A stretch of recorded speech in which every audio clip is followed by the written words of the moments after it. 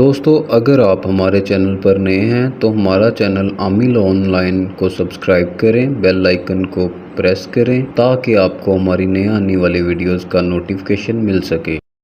السلام علیکم میرے بہنوں اور بھائیوں، آج کا وظیفہ جو ہے وہ بہت ہی بہترین وظیفہ ہے۔ یہ شادی کی راہ میں کسی بھی قسم کی رکاوٹ کو انشاءاللہ ختم کر دے گا۔ اگر کسی بچے یا بچی کی شادی میں رکاوٹ ہے یا جو بھی مسئلہ ہے، کسی نے حسد کی وجہ سے تعویذات کروائے ہیں یا کسی نے بندش کروائی ہو، تو جس طرح میں آپ کو گائیڈ کروں گا اسی طرح آپ نے عمل کرنا ہے۔ انشاءاللہ بہت جلد شادی بھی ہوگی اور جو بھی رکاوٹ ہوئی وہ بھی دور ہو جائے گی۔ آپ کا کام پہلے ہو جائے گا، مگر آپ نے یہ وظیفہ درمیان میں نہیں چھوڑنا، آپ نے اس کو مکمل کرنا ہے جیسے ہم آپ کو گائیڈ کریں گے، تو انشاءاللہ آپ کو ساری زندگی مشکل پیش نہیں آئے گی۔ اس وظیفے کو کرنے کے لیے بہت زیادہ وقت درکار نہیں ہے۔ اگر کوئی شخص اس وظیفے کے لیے تھوڑا سا وقت نکال سکے تو اس وظیفے کی برکت اور طاقت اتنی ہے کہ آپ سوچ بھی نہیں سکتے۔ بہت سی مائیں بہنیں باہر جاتی ہیں،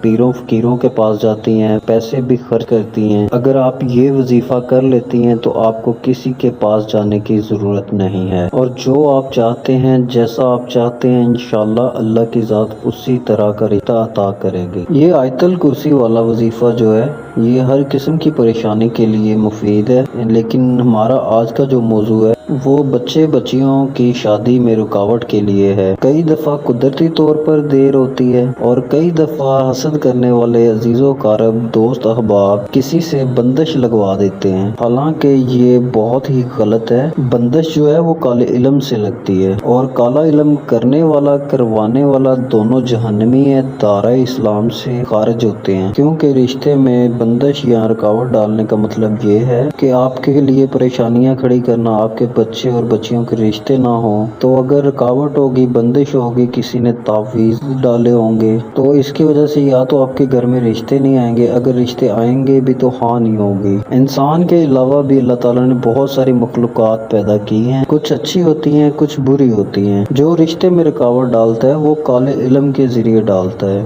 وہ جو کالے علم والی مخلوقات ہوتی ہیں یا رشتہ جب آتا ہے تو آپ کے اندر بہت سارے نقص دکھاتی ہے، تو جب آپ یہ وظیفہ کر لیں گے تو انشاءاللہ یا تو رشتہ آنے نہیں دیتی، آپ کو رشتہ بھی آئے گا اور آپ کو اندر کوئی نقص بھی نہیں نظر آئے گا، ان کو خیر و عافیت سے رشتے ہو جائیں گے، چاہے وہ بیٹوں کے لیے ہو یا بیٹیوں کے لیے ہو۔ میرے بہنوں اور بھائیوں، یہ جو آیت الکرسی کا وظیفہ ہے یہ کوئی عام وظیفہ نہیں ہے، آپ کو اس کو پوری توجہ کے ساتھ اور آپ نے یہ بات ذہن نشین کر لینی ہے، ساری آسمانی کتابوں کی بادشاہ جو کتاب ہے کرنا ہوگا، یعنی کہ قرآن پاک، اور قرآن پاک کی جتنی بھی صورتیں ہیں ان کی سردار سورۃ البقرہ، اور یہ آیت الکرسی اسی سورۃ البقرہ کی آیت ہے۔ یہ تیسرے پارے کے شروع میں ہے، سورۃ البقرہ کی سردار آیت میں سے یہ آیت الکرسی ہے۔ جب آپ اس عمل کو کریں گے تو آپ خود دیکھیں گے اس پوری آیت میں، آیت الکرسی میں اللہ تعالیٰ کی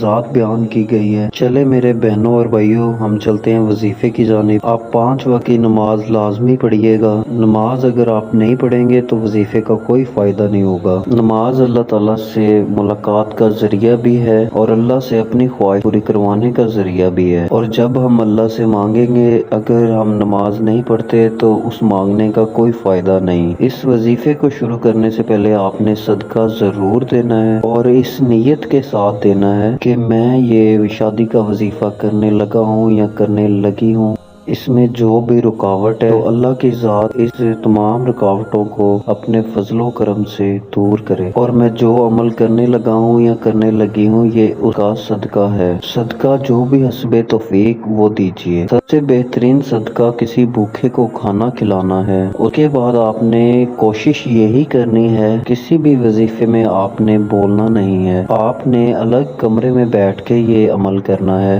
1 سے 2 بھلے ہوتے ہیں، اگر آپ 2 اکٹھے بیٹھ کر یہ وظیفہ کر سکیں تو زیادہ بہتر ہے۔ जैसे एक माँ अगर अपने बेटे या बेटी के लिए करना चाहती है, अगर बेटा या बेटी भी साथ ये वजीफ़ा करे तो इसका असर तेज़ी से होगा। इस वजीफ़े को करने से पहले खुशबू का इस्तेमाल लाजमी करें। इत्र यहाँ अगरबत्ती लगा लें। इसका फ़ायदा ये होगा कि खुशबू लगाना हमारे आका दो जहां सल्लल्लाहु अलैहि वसल्लम की सुन्नत है। इससे बुरी चीज़ भाग जाती है और नेक और रूहानी चीज़ें पास आ जाती हैं। इस अमल को आपने पाक साफ होकर एक कमरे में सर अंजाम देना है। आपका जिस्म और लिबास दोनों पाक साफ होने चाहिए और ज़्यादा बेहतर वक्त अगर आप तहज्जुद के वक्त इसको अमल को करें तो ज़्यादा बेहतर है। और अगर आप तहज्जुद के बाद ना कर सकें, उस वक्त ना कर सके तो आप नमाज इशा के बाद भी कर सकते हैं। इस अमल के लिए आपने 7 मरतबा अव्वल आखिर दरूद शरीफ पढ़ना है। उसके बाद आपने आयतल कुर्सी को रोज़ाना 41 मरतबा पढ़ना है और पढ़ने के दरमियान ये नियत करनी है,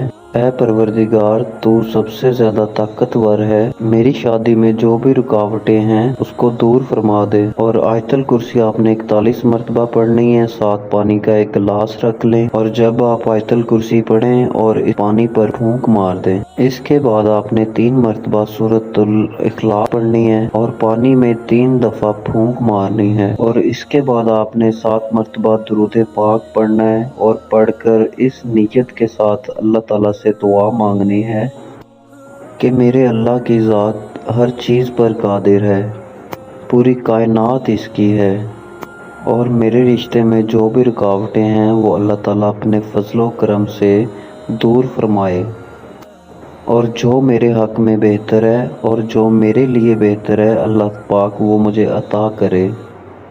जो खुदा आपसे 70 माओं से ज़्यादा प्यार करता है, जो आपके लिए बेहतर होगा अल्लाह की ज़ात आपको अता कर देगी। इसी तरह आपने रोज़ाना एक ही जगह पर बैठकर पाक साफ होकर इस अमल को 41 मरतबा करना है।